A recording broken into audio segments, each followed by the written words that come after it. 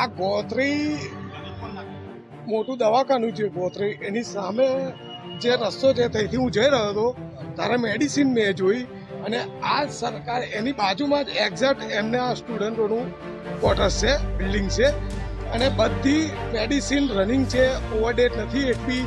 અને આ જથ્થો મેં જોયો એટલે મેં ઊભો રહ્યો અને મેં જાણ કરી. એમાં ડ્રગ્સ, ઇન્જેક્શન છે, ક્રીમ છે, ટેબ્લેટ છે, ફેસ પેક છે, બધું બધી ટાઈપની ક્રીમ, ઇન્જેક્શન, ટેબ્લેટ બધું જ છે. શું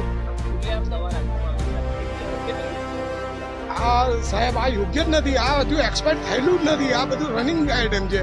તો આ ફેંકવાનું કારણ શું? આ બધું રનિંગ આઈટમ છે. આ અહીંયા જોયું મેં કે કેટલું બધું પડેલું છે. એમાં અમે ધ્યાન કરીએ, એમાં ડ્રગ્સ બી છે, મેડિસિન. આ નવનાથવાનો જે ગોત્રીની અંદર જઈએ છે એ રોડ પર રસ્તામાં ફેંકેલી છે બધી ટેબ્લેટ. હવે સાહેબ કાર્યવાહી તો હવે આગળ ઉપર લગીને જામ થાય ત્યારે ખબર પડે કે શું થાય. કેમ કે આ તો બધું એમ જ છોડી દે છે બધા. શું